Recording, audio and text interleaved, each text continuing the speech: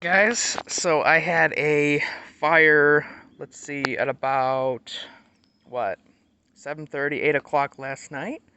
And as you can see, all of the embers here are basically, they're, well, all the wood got burnt down. So just put two pieces of junk wood in there just to let it burn, right? And it's my cherry wood. And I know cherry's going to burn because, well, it's got decent BTUs for burning. It smells good. It's a masculine type of smell. Smells good.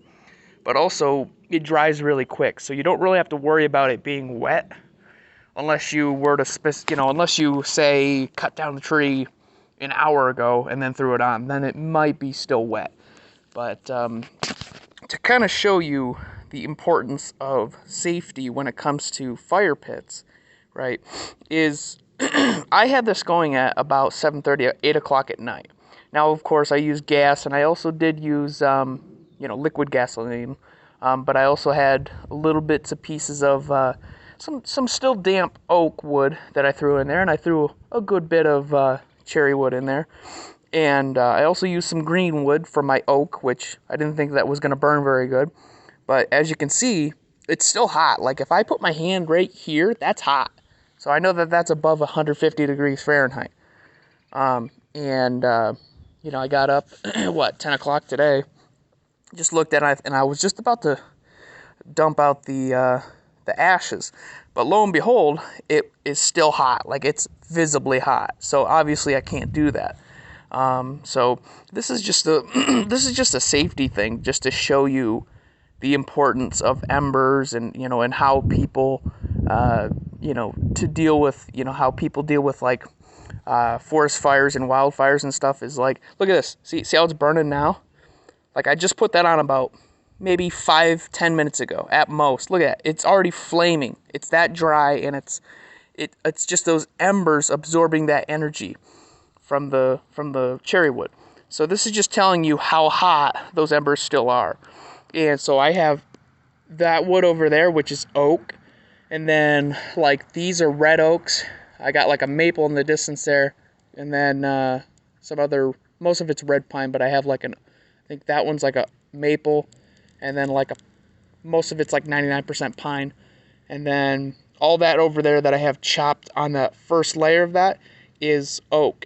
So oak is like the golden child when it comes to firewood. Everybody knows that. Anybody that, is experienced with any bit of firewood, or even, older generations of people know that oak is the go-to for firewood because it has the most BTUs compared to cherry wood, which cherry wood is still great wood.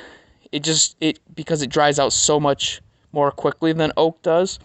But it doesn't last as long as, say, oak does. But just the little bit of branches that are used out of oak, it's still providing heat in a fire. Like I just put these two pieces on like maybe 5 minutes ago of cherry wood, and it's already starting to take flame and burn them off.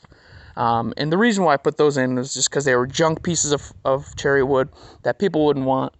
Even if I were to sell them, people wouldn't want that. So it doesn't hurt to just throw it in there. It's still hot, and just burn off the junk pieces of wood. And then I got, I got other wood over there. Yeah, I can't really there. But that's a good bit. Like, that doesn't look like a lot. That's next to my house, but that's a lot.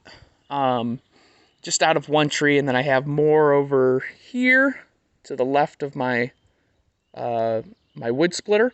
And then I also have some more behind my my table here that's got more cherry wood. And then I burned off just some pine tree limbs that I don't know, I think I cut down just some pine just for the hell of it. And I knew it wasn't going to take long to dry because they were just very teeny tiny branches. But over there I also have more oak as well. And then over here I also have more oak. And I think that might be like silver oak or white oak or something. And then like one of these is like pin oak or something. I forget which. I don't know the sequence of which ones they are, but they're both oak on top of my cherry that I got. And this just shows you, if you put any bit of oak in a fire, and you're just trying to burn off. Whoops! Almost dropped my phone. But if you burn off any type of wood, along with your cherry, like oak, it's gonna last a long time. And like this just shows you, and this is, just kind of a heads up of, of how kind of wildfires can start if you don't know what the hell you're doing. Because, here I thought I thought it was gonna take, a couple hours, after I go to bed, the embers are done and it's just gonna burn off. And I thought by the time that I get up the next day, it'll burn, it might still be warm, but it won't be hot. Well, boy, was I wrong. And as you can see, this cherry wood shows you that it's enough to burn. So, and it's dry, of course, but still, like this just shows you whenever you use a fireplace with oak, this is why people use it, is it just lasts forever. It's got a long, what do you call it? Like it's got a long BTU cycle. It's got a lot of stored energy in the wood because of the grains and all that. Now I can't explain all the chemistry and all that shit because I was never good with chemistry in school at all. I hated it, but that's this. It's kind of the gist of it. Like it's just showing you, how easily, people can get, wildfires and stuff. Like whereas if you had it with pine, yeah, pine will burn. If you season it correctly, like if it's dried. You can still burn, even in a fireplace, you can burn pine.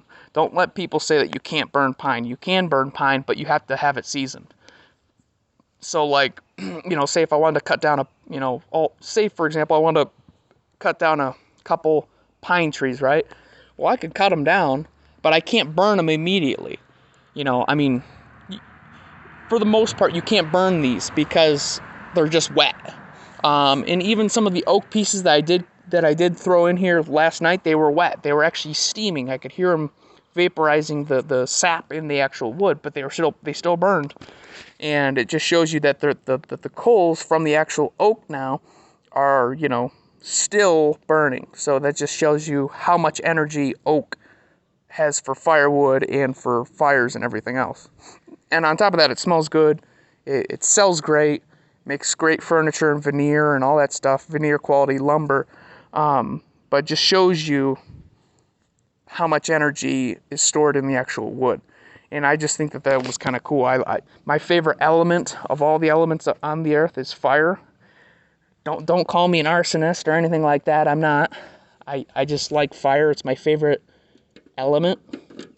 You have earth, wind, fire, rock, I guess, and fire. Well, I just put that grade over that just so that way if it does any bits of popping, which it's very rare because it's all dried out and it's just embers now.